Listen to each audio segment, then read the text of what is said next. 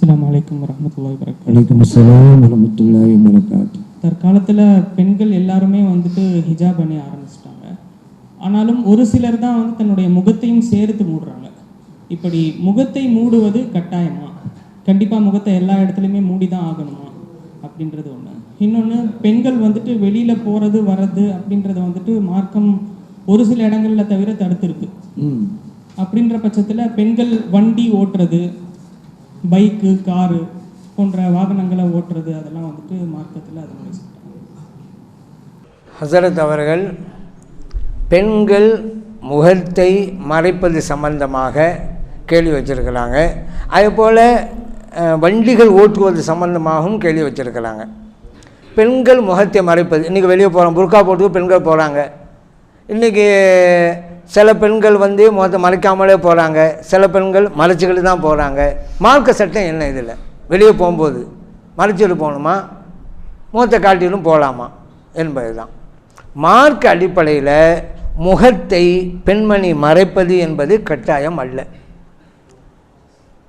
ஏன்னா அல்லாஹ் குர்ஆனில் சொல்லி காட்டான், வலா யுபுதீன ஜீனத்தஹுன்ன இல்லா மா லஹர மின்ஹா, அலங்காரத்தை வெளிப்படுத்தக்கூடாது அவசியமாக தெரிகின்ற உறுப்பை தவிர. லஹர மின்ஹா, மா லஹர, லஹரன்னா வெளியிலே தெரியக்கூடியது.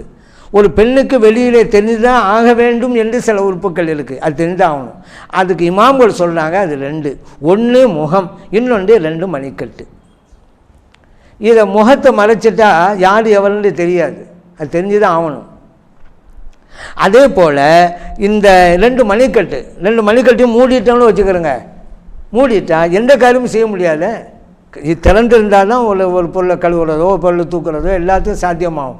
எழுதுறது, கையெழுத்து போடுறது எல்லாத்தையும் இதுதான் சாத்தியமாகும். அதனால் இது 2. அதே போல் முகம், இது இந்த தவிர உள்ள எல்லா பகுதியும் மறைத்தான் வேண்டும். தொழுகைக்கு அதுதான் அவுரத்து. இதன் அடிப்படையில் தான் இமாம்கள் இது விளக்கம் தர்றாங்க. சரி, ஒரு பெண்மணி தனது முகத்தையும் தனது 2 மணிக்கட்டுகளையும் தவிர மற்றதையும் மறைக்க வேண்டும். அப்போ முகம் மறைக்க வேண்டிய அவசியம் இல்லை என்பது வேறு, அந்த முகத்தை ஒரு அந்நிய ஆண் பார்க்கக்கூடாது என்பது வேறு. ஒரு பெண்ணு மறைக்க தேவையில்லைங்கிறதுனால ஆண் பார்க்கலான்ற அர்த்தம் அல்ல.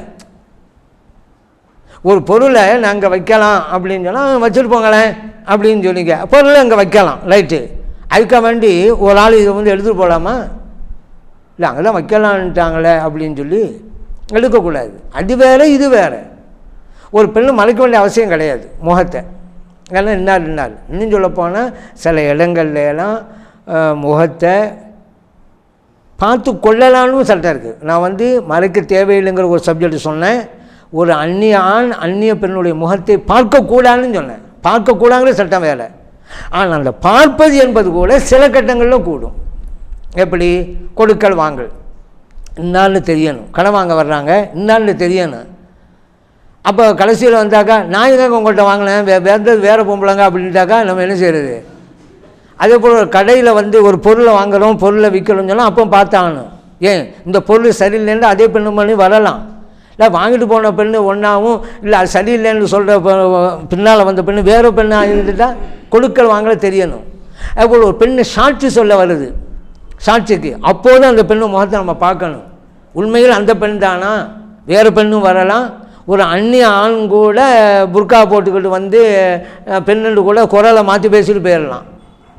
அதனால் சாட்சிக்கு வந்தால் என்னாலும் தெரியணும். இந்த மாதிரி கட்டங்களெல்லாம் பார்க்கணும். இது இல்லாமல் மற்ற சமயங்களை பார்க்கக்கூடாது. ஆனால் பெண்ணு மறைக்க தேவையில்லைங்கிறது வேறு விஷயம். பெண்ணு முகத்தை மறைக்க வேண்டிய கட்டாயம் இல்லை, ஆனால் நாம் பார்க்கக்கூடாது. இப்போ ஆணுக்கு கூட அவுரத்து என்ன சொல்லுவோம்? தொப்புளுக்கும் முழங்காலுக்கும் மத்தியில் கட்டாயம் மறைச்சான்னு சொல்லுவோம். அதுக்கு மற்ற பகுதி முகம், தலை, செஸ்ட் பகுதி மறைக்க வேண்டிய அவசியம் இல்லை. ஆனால் ஒரு அந்நிய பெண்ணு இந்த அந்நியானை பார்க்கலாமா? அது கூடாதுல்ல. இவர் மறைக்க வேண்டிய அளவு எவ்வளவுங்கிறது வேற, பார்ப்பது கூடுமா கூடாதாங்கிறது வேறு. ரெண்டும் போட்டு நம்ம தொலைபடுத்திடக்கூடாது, 2 தனித்தனி. அப்போ குர்ஆன் அடிப்படையில் ஒரு பெண்மணி முகம் 2 மணிக்கட்டு வந்து மறைக்க வேண்டிய அவசியம் கிடையாது. ஆனால் ஆண்கள் பார்க்கக்கூடாது. ஏற்கனவே ஒரு ஹதீஸ் சொன்னேன்ல, கண் தெரியாத சாமி வந்தபோது கூட சலாசம் மலைமார்க்கம் சொன்னாங்க, அவர் பார்க்கல நீங்கள் பார்க்கக்கூடாதுட்டாங்கல்ல. பார்ப்பதுங்கிற சட்டம் வேறு. சரி, இது கட்டாயம் இல்லைங்கிறது தான். ஆனால் ஒரு பெண்ணு மறைச்சிக்கிட்டு போகுது வெளியே போகும்போது, அதை நம்ம குறை சொல்லலாமா? குறை சொல்லக்கூடாது. ஏன், வெளியில் போனால் பல வகையான ஆண்கள் இருக்கிறாங்க. அந்த ஆண்களை கடந்து தான் போக வேண்டியிருக்கு. நல்லவன் இருக்கான், கெட்டவனும் இருப்பான். ஒருத்தன் வந்து பெண்களை அழகை ரசிப்பான், தவறான எண்ணம் கொள்ளுவான். இதுக்கெல்லாம் காரணத்தை ஏற்படுத்திடக்கூடாதுல்ல. நம்ம மறைச்சூர் போனாக்கா ஒரு கண்ணியம் இருக்கும். இஸ்லாமிய பெண்களுக்கு அந்த புர்காவோடு போனால் ஒரு கண்ணியம், மாற்று மதத்தை சார்ந்தவர்களுக்கு மத்தியில் கூட ஒரு கண்ணியம் இருக்குது. ஏன்னா அவங்க முழுமையாக மறைச்சிட்டு போகிறாங்க அப்படிங்கிறது தான். அதனால் அந்த தேவை உள்ள கடத்தில் மறைச்சா ஆகணும். அதையும் சொல்லிடுறேன். மறைச்சா ஆகுமானங்கிறது ஒன்று, மறைப்பது கட்டாயம் அல்ல. இப்போ மறைச்சிட்டு போகலாமா? போகலாம், விரும்பினா போகலாம். சில இடங்களில் மறைச்சே ஆகணும். ஏன், நல்லா தெரியுது மோசமான பசங்களாம் அங்கே நிற்கிறானுவோ, கேலி பண்ணுவான், கிண்டல் பண்ணுவான் அப்படின்னு தெரியுது ஒரு பெண்ணுக்கு, மறைச்சிக்கிட்டே போகணும். இந்த நேரத்தில் அவசியம். இல்லாட்டி அந்த ஆண்கள் அந்த இளைஞர்களுக்கு மத்தியில் கேலி பொருளாக கிண்டலுக்கு உள்ளான அந்த பெண்மணி ஆகிடுவான். இதை தேவையுள்ள நேரத்தில் முகத்தை மறைக்கணுங்கிறத ஆயிஷா சித்திகா ரலியல்லாஹு அன்ஹா அவங்களையும் சொல்கிறாங்க. புகாரில் பதிவு செய்யப்பட்ட ஹதீஸ். அவங்க சொன்ன ஒரு ஹதீஸும் புரிகிறோம், முகத்தையும் மறைக்க வேண்டிய கட்டமும் இருக்கும் அப்படி. ஏன்னா ஒரு யுத்தத்துக்கு ஸல்லல்லாஹு அலைஹி வஸல்லம் எல்லாம் போயிருந்தாங்க, சஹாபா மக்களும், ஆயிஷா சித்திகா ரலியல்லாஹு அன்ஹா அவங்களும் போயிருந்தாங்க. திரும்பும்போது ஆயிஷா சித்திகா ரலியல்லாஹு அன்ஹா அவங்களுடைய ஒரு அழிந்திருந்த ஒரு மாலை நகை ஒரு இடத்த போட்டாங்க. அது எடுக்க மேலே எடுக்க போனாங்க. எல்லாம் புறப்பட்டாங்க. இவங்களுக்குண்டு ஒட்டகத்தில் ஒரு இடம் இருக்கும் உட்கார்றதுக்கு. இவங்க அங்கே தான் இருப்பாங்கன்னு சொல்லி எல்லாம் அவங்க ஒட்டகத்தையும் ஓட்டிகிட்டு போயிட்டாங்க. எல்லாம் போயாச்சு. ஆயிஷா சித்திகா ரலியல்லாஹு அன்ஹாவும் இருக்கிறான்னு சொல்லி தான் எல்லாம் போயாச்சு. ஆனால் இவங்க போனவங்க தங்க அந்த நகையை போட்டு வந்த மேலே எடுக்க போன வந்து பார்க்குறவங்க எல்லாம் போயிட்டாங்க. இப்போ இவங்க என்ன செய்ய முடியும்? அங்கே இருந்துட்டாங்க. கடைசியாக பொதுவாக வந்து யுத்தத்துக்கு உள்ள எல்லாம் போனால் கடைசியாக ஒரு சஹாபி எல்லாத்தையும் எதாவது விட்டுட்டு போயிருக்காங்களா அப்படின்னு பார்க்குறதுக்கு ஒருத்தவங்க ஏற்பாடு பண்ணியிருப்பாங்க. அங்கே சஃப்வான் இப்னு முஅத்தல் ரலியல்லாஹு அன்ஹு அவங்க தான் எல்லாம் பார்த்துட்டு எல்லாத்துக்கும் வந்தால் ஆயிஷா சித்திகா ரலியல்லாஹு அன்ஹா இருக்கிறாங்க. பார்த்த உடனே இன்னா லில்லாஹி வ இன்னா இலைஹி ராஜிஊன் தான் சொன்னாங்க. இந்த சத்தத்தில் முடிச்சிட்டாங்க. ஏன்னா வந்து ஒருத்தரும் இல்லைன்னு அசந்துட்டாங்க. ஆயிஷா சித்திகா ரலியல்லாஹு அன்ஹா இந்த சத்தத்தில் இருந்துட்டாங்க. பார்த்தா இந்த சஹாபி நிற்கிறாங்க. இந்த நேரத்தில் ஆயிஷா சித்திகா ரலியல்லாஹு அன்ஹா சொல்கிற வாசகம் தான் இப்போ நமக்கு முக்கியம்.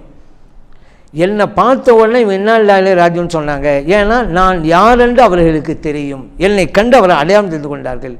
எப்படி அடையாளம் தெரிந்து கொண்டாங்க? அதான் பெண்களை பார்க்கக்கூடாது எப்படி தெரிஞ்சு கொண்டாங்கன்னு ஒரு கேள்வி வருது.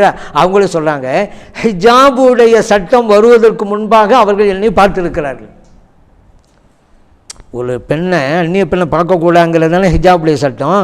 இந்த சட்டத்துக்கு முன்பே நான் யாருன்னு அவர்களுக்கு தெரியும், என்னை பார்த்துருக்காங்க. அதனால் இப்போ என்னை கண்ட உடனே தான் இன்னா நபியுடைய மனைவியாச்சே. இது கண் விழித்தேன். இப்போ அடுத்த பாயிண்ட், ஹம்மர்து வஜிஹி பிஜில்பாபி. இப்போது என்னுடைய மேலாடையை கொண்டு எனது முகத்தை நான் மூடிக்கொண்டேன். புகாரில் பதிவு செய்யப்பட்டாது. ஏன்னா இவங்க தான் இப்போ கூட்டி போகிறாங்க. அந்த படை, இஸ்லாமிய படை இருக்கிற இடத்துக்கு இவங்க தான் கூட்டிகிட்டு போகிறாங்க. அந்நியான் இந்த நேரத்தை முகம் தெரிந்துடக்கூடாதுன்னு நினைக்கிறாங்க, மூடிக்கிட்டாங்க.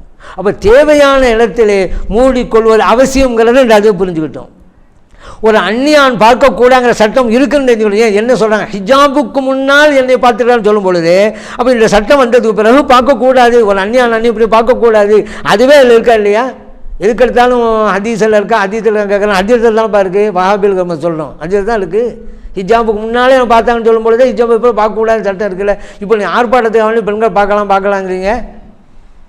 சரி, தேவையானால் அவர்கள் முகத்தை மூடிக்கொள்ளலாம். ஆயிஷா சித்திகா ரலியல்லாஹு அன்ஹா அப்படி சொன்னாங்க.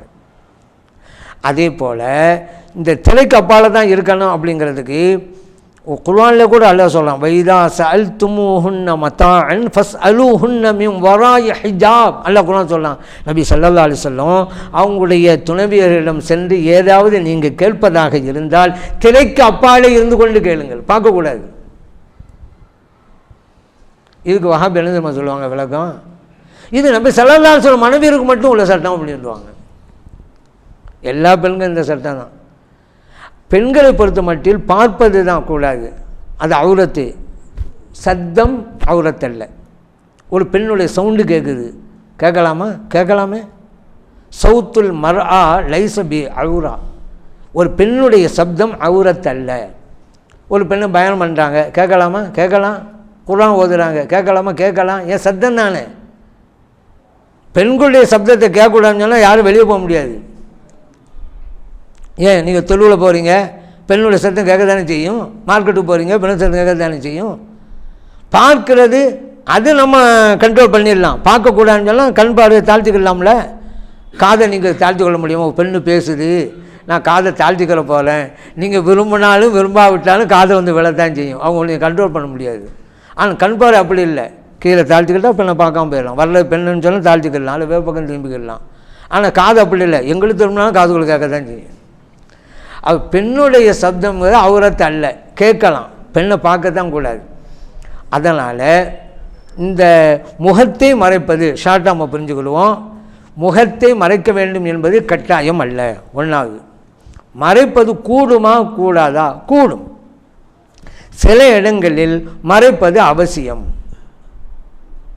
தன்னுடைய முகத்தை சில ஆண்கள் பார்த்தால் அதனால் ஃபித்னா, ஃபசாது, குழப்பம், பாவம் ஏற்படும் என்று ஒரு பெண்மணி அஞ்சினால் முகத்தை மறைப்பது கட்டாயம் அப்படிங்கிற புரிஞ்சுரும். அடுத்த கேள்வி. வாகனம் ஓட்டுவது கூடுமா? தாராளமாக கூடுமே. ஆனால் அது முறைப்படி அந்த நம்ம ஏற்கனவே சொன்னோம் அல்லவா, ஹிஜாபுடைய முறைகள், அவுரத்தை மறைக்கக்கூடிய முகம் எல்லாம் மணிக்கட்டை தவிர மற்ற மறைத்த வண்ணம் வண்டி ஓட்டினால் தாராளமாக கூடும். அவங்களுக்கு அனுமதி இருக்குது, தடையே கிடையாது. ஆனால் இந்த சட்டத்தை பேணணும், ஹிஜாபை பேணணும், அவுரத்தையும் பேணணும்.